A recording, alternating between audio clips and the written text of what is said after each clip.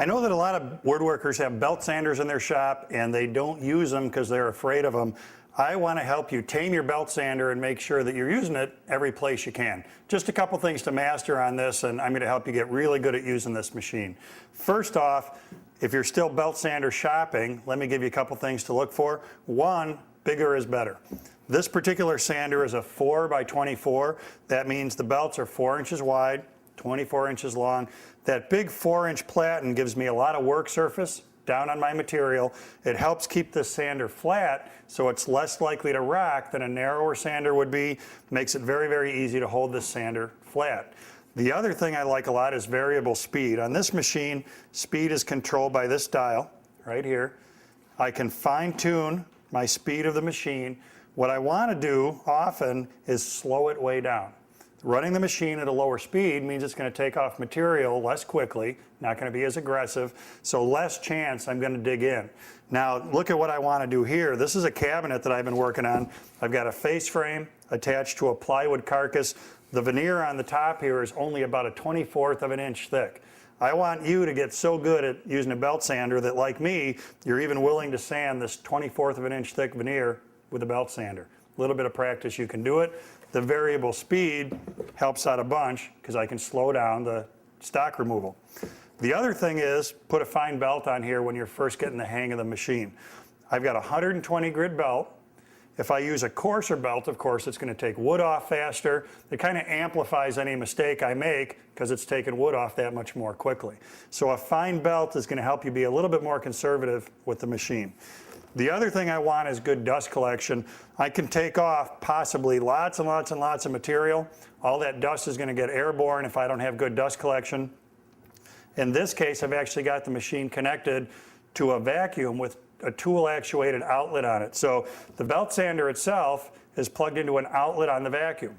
When I turn the belt sander on, the vacuum comes on. When I turn the belt sander off, it shuts off. Does a great job of grabbing the dust right here at the scene of the accident, right here where all that dust is being caused. So we're going to do a good job with dust collection. Now with my work itself, pay attention to how you set up your project. Instead of having this on a workbench that could put it way up here and get my arms in an awkward position, I've got this on a shop stool so the work is nice and low. That lets me keep my body, my shoulders right over the work so that it's very easy to, again, keep that sander nice and flat. So having this down on that lower stool makes that part of it easier. Now, mechanically, when you get started with the machine, what I'd like you to do is have the platen about half off the end of the material here. So I don't want to start too far away. I don't want to start too far in. About half the platen is cantilevered off the end of the project. I'm going to lift the sander, turn it on, and then kind of like landing a plane, I'm going to ease this down into my work and make a stroke this way, stroke back, working the whole length of this project. When I'm done, like taking off with a plane, I'm going to ease this off the end of the project. Now I'd like to make sure that I can watch what's happening here. In other words, how much wood am I taking off? So I'm going to do that by marking this surface with a pencil line.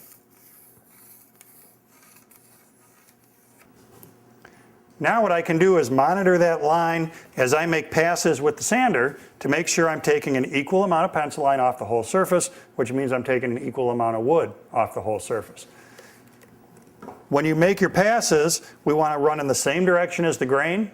I'm going to do a pass the width of the sander down this way, move over a little bit, come back up, move over a little bit, come back up. My goal is that each pass overlaps the previous pass by about half the width of the platen. So a little bit of practice plus watching your pencil lines, you'll get the hang of it.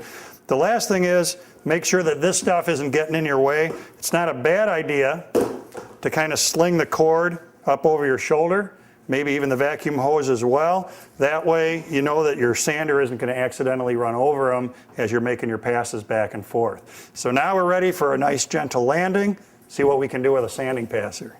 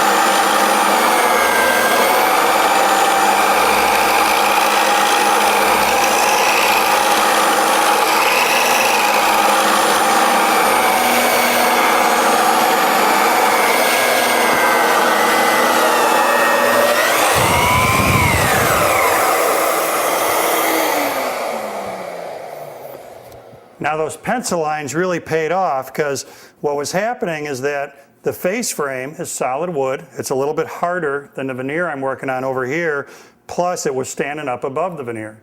So as I had my pencil line being worn off, taken off by the sander, because this material was a little bit harder, it was sanding a little bit slower, so I had to come back and do additional passes there in order to get that strip caught up with this one. So the pencil line was very beneficial. If I didn't have it, and I was working on getting this down, I might have taken too much off of this side, suddenly you've sanded through the veneer, and then this project is no good at all because you've got to sand through. So with those tips, I think that's going to make it a lot easier with practice for you to get the hang of using the belt sander. Once it becomes your friend, you're going to use it all the time. It's a very good tool to use in the shop. Now, one of the things that's going to happen is that as you run the belt sander and you use it, you're going to get sawdust in the belt. And in fact, with some of our sanding here, because I was taking glue residue off, I probably have a mix in here of glue and sawdust. With heat, the glue gets warm, it melts.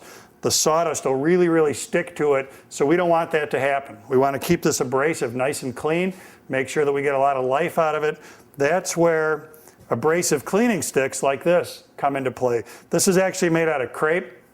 And what I want to do is frequently run my sanding belt against an abrasive cleaning stick to get all of this stuff out of it.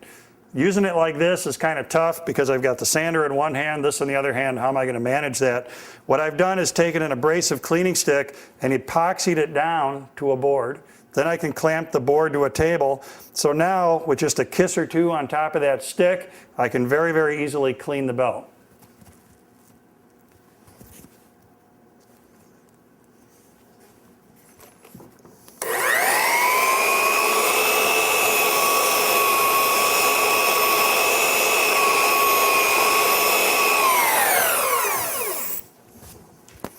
So that's simple. That belt is like new again. The abrasive cleaning sticks are way less expensive than these sanding belts are. There's no such thing as using these too much. So frequent use of that cleaning stick is going to keep your sander and your sander belt working well on the surface here. A little bit of practice, you'll be a belt sander master.